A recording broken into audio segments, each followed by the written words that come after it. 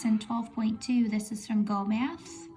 So this is about independent and dependent variables in tables and graphs. Super important for the coming years and your future with graphing.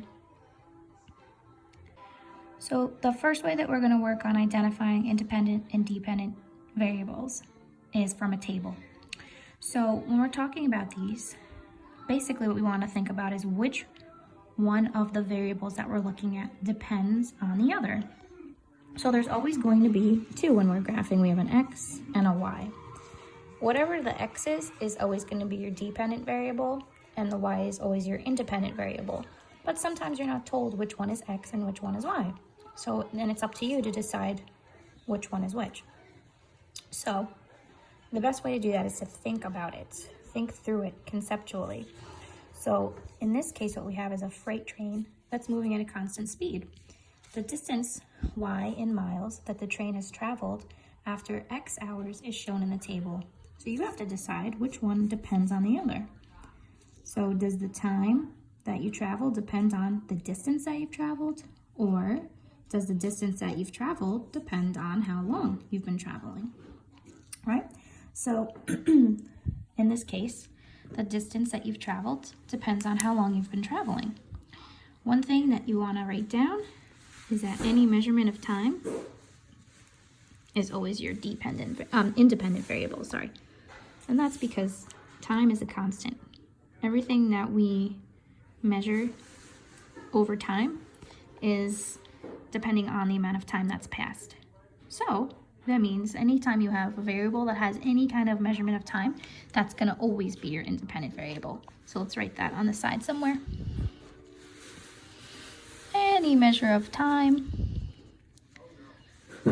is your independent variable. Okay? And that's why whenever you see it written, it's always your x. It's always on the x-axis. It's always the one that is determining the other thing that's being measured. So any measure of time is your independent variable, and that's always. Okay? So that's just a helpful hint for you. Another little thing we're going to write on this side is that x is independent and y is the dependent. Okay? And that's for cases where you're given the x and the y, you know which one is which. So let's start looking and answering these questions. What are the two quantities in a situation? The first is the time and the hours that have passed. Okay? So the time in hours. And the second one is the distance, which is in miles.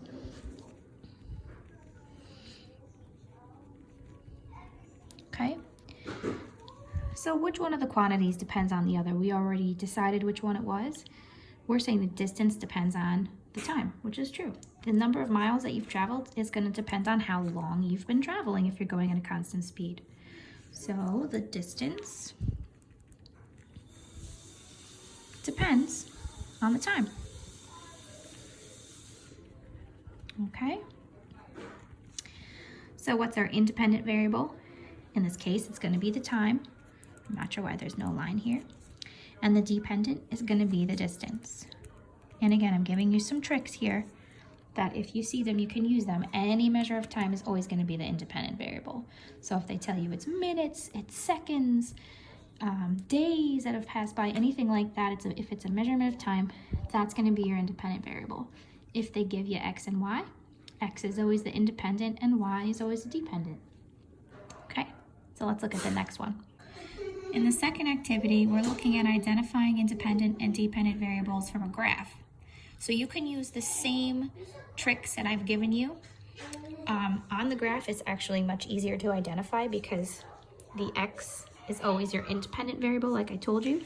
So all you have to do is look which one is your x-axis, and that's going to be your independent. So let's just label our graph, and we'll say the x is going to be your independent variable, y is your dependent variable. The y value is what's depending on the x value. So let's use this information to talk through this. An art teacher has 20 pounds of clay, but wants to buy more clay for her class. the amount of clay, X, purchased by the teacher, and the amount of clay, Y, available for the class are shown on the graph. So what this means is the amount that the teacher buys, so she's starting off with 20, that's why we're not starting at 0, she's already got 20 pounds. So if she decides to buy 10 more pounds of clay, then that leaves the class with 30. If she decides to buy 20 pounds of clay, then that gives the class 40 pounds of clay. So the amount of clay that's available to the class depends on how much she buys, which makes sense when you think about it, right? So let's fill in these. If the teacher buys 10 more pounds of clay, remember there's little spaces here, that's her 10. If she buys 10 more pounds of clay, how much will be available to the class? You follow it up and you look here between the 20 and the 30. 20 and the 40 is 30. So there will be 30 pounds available to the class. If the art class has a total of 50 pounds available, how many pounds of clay did the teacher buy? So be careful when you read this. You're going to have to go backwards here. Pounds of clay available, that's on this side. So if they have 50 available, how much did she buy? So you're just going to follow it along till you hit your line here, and then we can look down and see how much clay she must have bought. So that's in between the 20 and 40, which is 30. Okay, so 30 pounds, and we could use the graph by looking at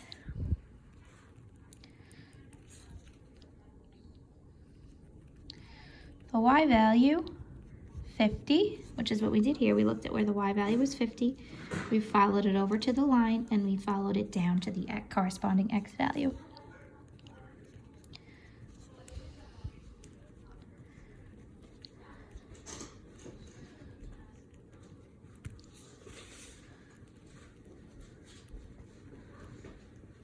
Okay? So in this case, what are the two quantities in this situation? The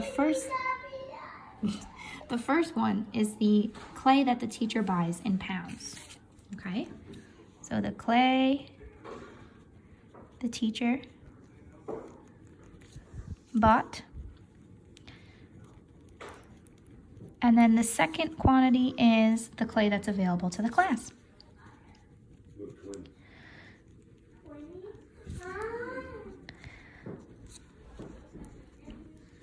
Okay, and that's also in pounds. They didn't write it there, but it's still in pounds.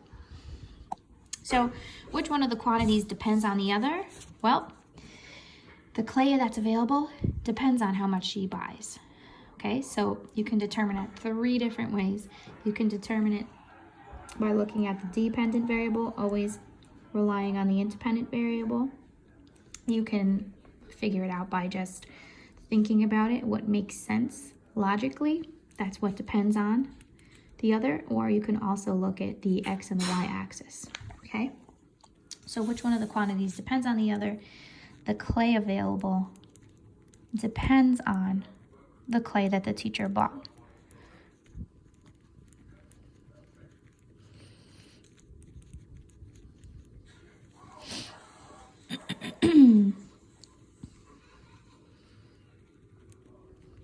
Okay, so that makes our independent variable the clay bought by the teacher.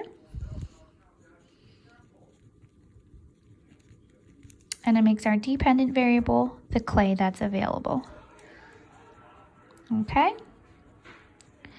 And again, if this is a situation without the X and Y values given to you, then you have to think it through. If it is given to you in a table or a graph, you can just figure it out by the X and the Y values. The next few sections are solved for you in the book, so we're just going to talk through them quickly. Describing relationships between independent and dependent variables. So like we just talked about, thinking about how one quantity depends on the other helps you identify which one is the independent and which one is the dependent variable. So as I already told you, in a graph, the independent variable is shown on the horizontal axis and the dependent is shown on the vertical axis or the Y axis. So looking at this table, excuse me, I have an independent variable X and a dependent variable Y. And what we're going to be doing now is we're going to look at the relationship between X and Y And you guys practice this a little bit and you're ready, or are you ready, that you guys did the other day? Writing a rule for what's happening from X to Y. Because the Y depends on the X, there's always going to be some kind of a rule, okay? So if you look from X to Y, you're going to notice that there's something happening. So from X to Y, to get from 0 to 10, I would be adding 10. Let's see if that holds true for the whole time. So if I go from 1 to 11, that's the same as adding 10. So let's write this down, right? We're adding 10 to X. We're adding 10 to X here. If I add 10 to X, I get 12. And again, if I add 10 to X, I get 13. So every time X increases by 1, to get from here to here, I've added 10 to X, right? When you look at it from X to Y, there's that relationship. Now we're going to look at it from here. From one X to the next X. What's happening from that Y to the next Y? So from this X to this X, I'm increasing by 1. What happens from the Y to the next Y? It also increases by 1, okay? So there's two ways of looking at it. The rule would be that you're taking the X and adding 10. So that Y is always 10 units greater than the X. Okay? And the other way of looking at it is as X increases by 1, Y increases by 1. So the only other thing you're going to have to do here is you're going to have to try to come up with a situation that could represent this table. So when you have a starting point of 0 with a value, a good way of thinking of it would be something like an amount that you already have. So they're using a savings amount, right? Which is perfect here. Gina has $10 already. Every day that goes by, she adds $1 more. So she's already got 10. Now, her first day, she saves $1. Now she's got 11. Her second day, she saves another $1. Now she's got 12. And so on. Okay? So, in this case, the independent variable would be the days that she's saving, and then the dependent variable would be the amount of money she's got. Okay? Let's look at the next example. In this case, we've got a graph. We can do the same exact thing. What are we noticing? X is increasing by 1, right? 1, 2, 3. You always fill in these blanks. They love to leave those blanks in Go Math. And then going up on the y-axis, what's going on? This is going up by 6, right? 6, 12, 18, 24, 30. So as X increases by 1, how much does Y increase? It increases by 12, okay? So if you decided to write each of these out in a table, you would be able to see that there is a rule, right? So in this case, the rule is that the value of Y is always going to be 12 times the value of X. And it's kind of hard to see that from here, but if you look at each one, you can see that a little easier. Most important thing right now is saying, as X increases by 1, Y increases by 12. So let's see, if I increase by 1 more, yep, it goes up 12 again. And if I increase 1 more, yep, it goes up 12 again. So as X is increasing by 1, the Y value is increasing by 12. So there's an example here using the number of eggs in a carton, right? So if you buy 1 carton of eggs, you've got 12 eggs. If you buy 2 cartons of eggs, you got 24. And if you buy 3, you've got 36, okay? Another way you could do this, good example might be, working.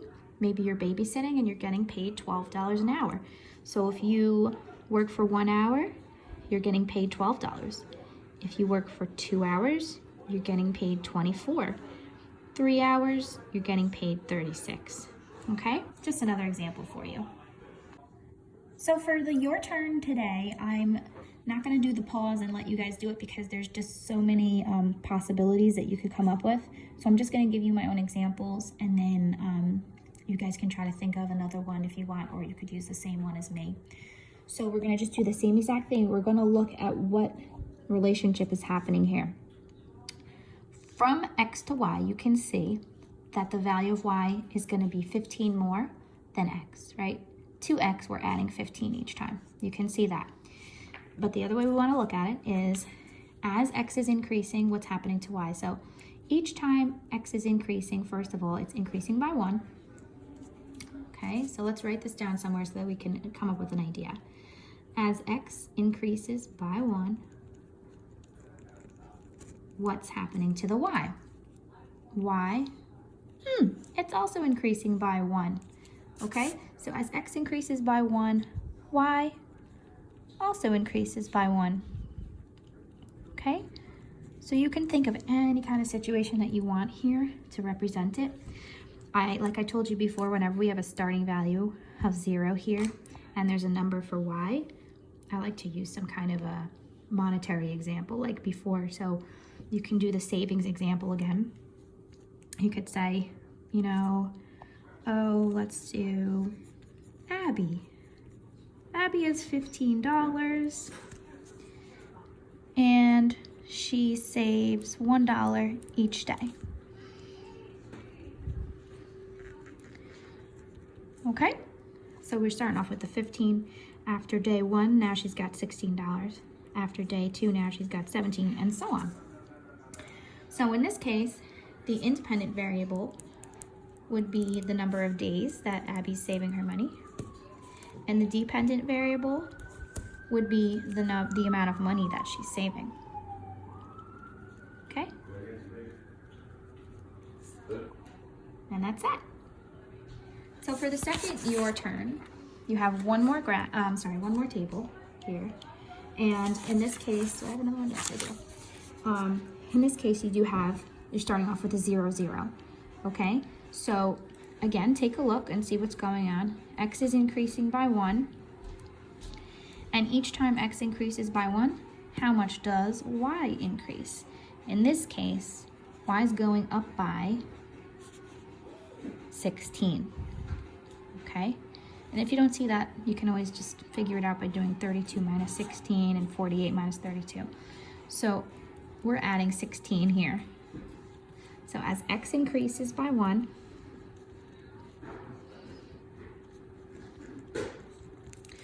y increases by 16. Okay, that's our relationship, okay? And I'm not going to write out the whole section here, but I will give you an example.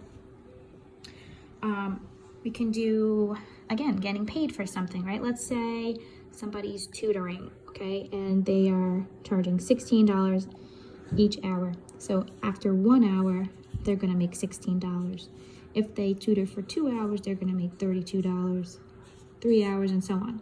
So the independent variable would be the number of hours, and then the dependent variable would be the amount of money that they made. Okay? One last example here, and this is a graph. So these ones can be harder to interpret, so you have to make sure you look and fill in all these blanks here. This is 1, 2, 3, 4, 5. So as x is increasing by 1, let's see what happens to y. Filling in the blanks, you'll see these are going up by 3, right? That's half of 6. Hold on, focus. So this is 3, 6, 9, 12, 15, 18. So as x increases by 1, the y is increasing by 3. Okay.